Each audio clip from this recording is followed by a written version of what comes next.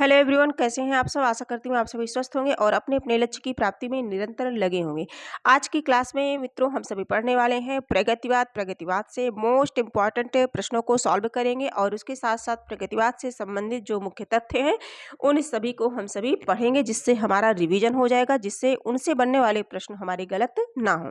तो इसके पहले हम लोगों ने जो है भारतेंद्र युग, द्विवेदी युग, छायावादी युग के प्रश्नों को सॉल्व किया है। अब हम सभी देख रहे हैं प्रगतिवाद।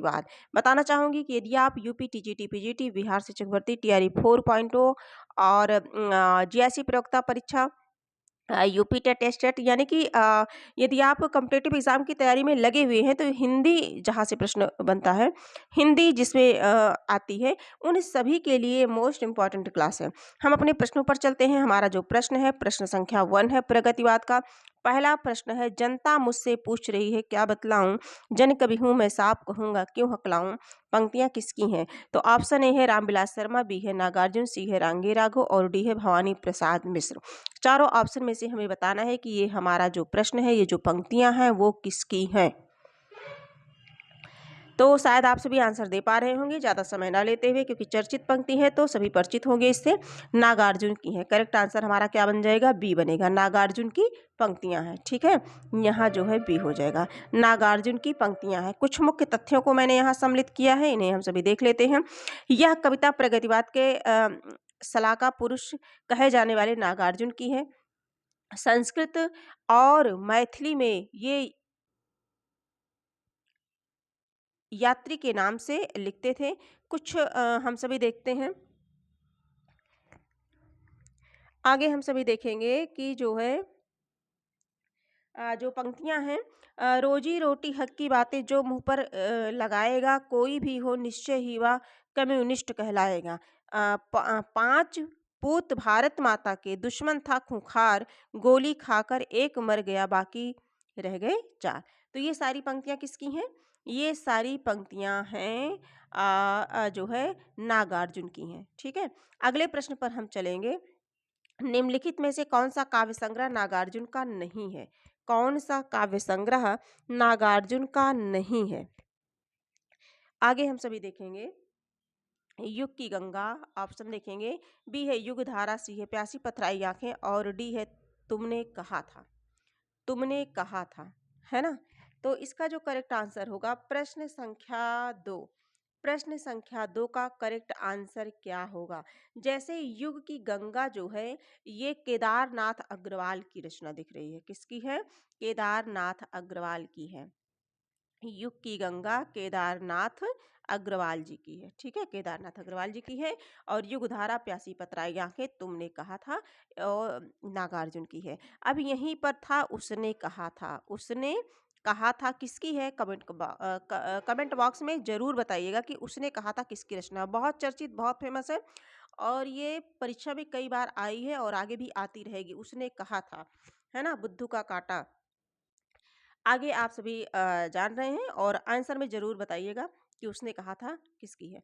आगे हम सभी देखेंगे तुमने कहा था किसकी है, तो नागार्जुन की है। आगे कुछ तथ्यों को देख लेते हैं। देखिए, इनकी रचनाएं बहुत ही इंपॉर्टेंट है। नागार्जुन जी हो गए, केदारनाथ अग्रवाल हो गए, तो मैंने इन्हें सम्मिलित कर लिया है कि एक बार ऐसे सरसरी नज़र में जो है थोड़ा रिवीजन हो जाएगा। नींद के बादल 1947, लोक और आलोक 1957, फूल नहीं रंग बोलते हैं, आग का आईना, गुल मेहंदी, पंख और पतवार, बम्बई का रक्तदान और मार प्यार की थापे, बोले बोल अबेल अबोल हे मेरी तुम। जिनमें जो इम्पोर्टेंट है, हे मेरी तुम भी इम्पोर्टेंट है और मार प्यार की थापे इम्पोर्टेंट है। आग का आईना, फूल नहीं रंग बोलते हैं, है ना। तो ये सारी रचनाएं बहुत ही इम्पॉर्टेंट हैं। आगे हम सभी देखेंगे किसके विषय में हम सभी देख रहे हैं, केदारनाथ अग्रवाल। अब यहीं पर नागार्जुन का भी देख लेते हैं। युग धारा नागार्जुन की 1953, सतरंगे पंखों वाली 1959, प्यासी पतराई आंखें 1962, भस्मांकुर मोस्ट इंपॉर्टेंट है 1971, तालाब की मछलियां 1975, खिचड़ी विप्लव देखा हमने 1980, तुमने कहा था नागार्जुन। अभी मैंने कहा कि तुमने कहा था, ऑप्शन में आया था ना।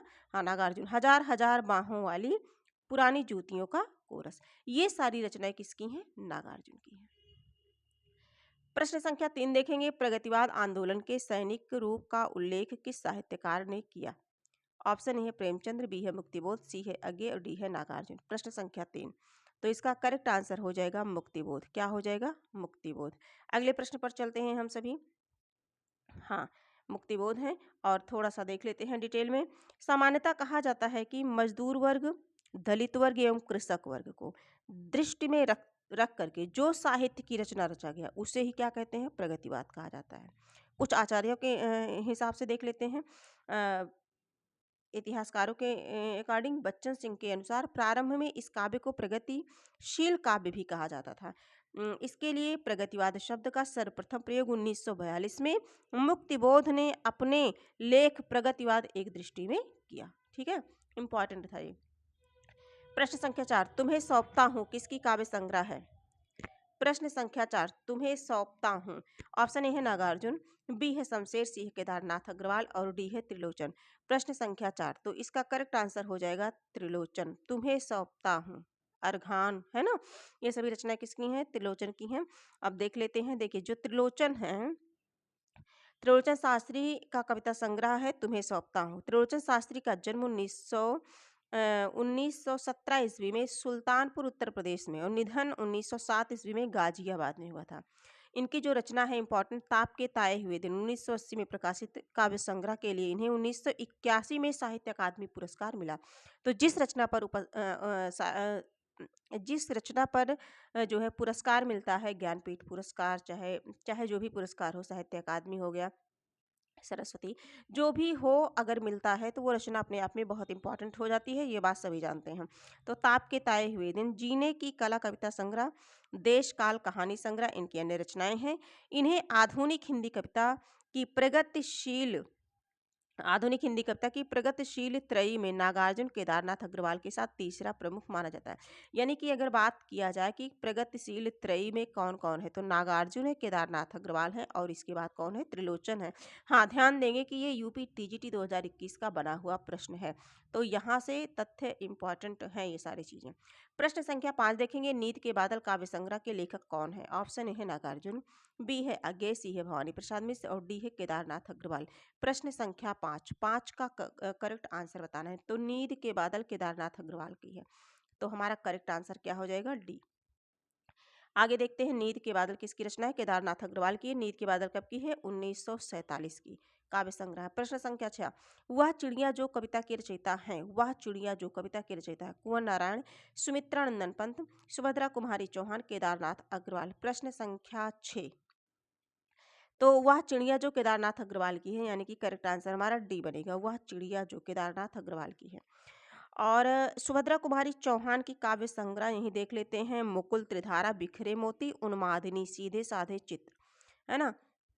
सुमित्रानंद पंत की जो है युगवाणी है 1939 है। वीणा है, वीणा, पल्लव, ग्रंथि, गुंजन, ग्राम्या, ग्राम्या कब की है? 1940 की है, ध्यान देंगे। कुंवर नारायण की भी यही देख लेते हैं, चक्रव्यूह 1956, परिवेश हम तुम 1961, हाशिए के बहाने और कविता के बहाने 1993 में, इन दिनों 2002 में। ठीक, ये सारी चीज़ों को मैंने इसलिए सम्मिलित किया है कि जो इम्पोर्टेंट हैं उनका क्वेश्चन के माध्यम से हमारा रिवीजन हो जाए। ठीक है, आगे हम सभी देखेंगे। प्रश्न संख्या 7 देखेंगे, वैद्यनाथ मिश्र किस कवि का वास्तविक नाम था? तो सभी परिचित हैं, लेकिन फिर भी देखते हैं। ऑप्शन ए है धूमिल, बी है मुक्तिबोध, सी है नागार्जुन और डी है हमारा त्रिलोचन। वैद्यनाथ मिश्र, है ना। प्रश्न संख्या 7, इसका करेक्ट आंसर क्या होगा? तो ये वैद्यनाथ मिश्र, नागार्जुन, करेक्ट आंसर हमारा क्या होगा? सी बनेगा, सी वाला हमारा करेक्ट आंसर हो जाएगा। अगले प्रश्न पर हम चलेंगे, देखते हैं। देखिए इनका जो वास्तविक नाम था वैद्यनाथ मिश्र था और गांव में इन्हें ढक्कन मिश्र नाम से बुलाते थे। किसे? नागार्जुन को, है ना। नागार्जुन संस्कृत और मैथिली में यात्री उपनाम से कविताएं लिखते थे। किस नाम से? यात्री उपनाम से। तो ये सारी चीजें बहुत ही इंपॉर्टेंट हैं। आज नदी बिल्कुल उदास थी, सोई थी अपने पानी में, यह किस कवि की काव्य पंक्तियां हैं? प्रश्न संख्या 8, आज नदी बिल्कुल उदास थी, सोई थी अपने पानी में, यह किस कवि की काव्य पंक्तियां हैं? ऑप्शन है त्रिलोचन, बी है रांगे राघव, सी है केदारनाथ अग्रवाल और डी है नागार्जुन। प्रश्न संख्या 8 और इसका करेक्ट आंसर होगा केदारनाथ अग्रवाल। आज नदी बिल्कुल उदास थी, है ना। Kedarnath Agrawal, correct answer C हो जाएगा। और देखते हैं। सोई थी अपने पानी में, यह प्रगतिवादी कवि केदारनाथ अग्रवाल की पंक्तियां हैं। प्रश्न संख्या 9, निज के ही उन्मादक परिमल के पीछे धावित हो होकर वक्तव्य का तात्पर्य है। निज का मतलब होता है अपना, है ना। निज के ही उन्मादक परिमल के पीछे धावित होकर इसका हिंदी बताना है।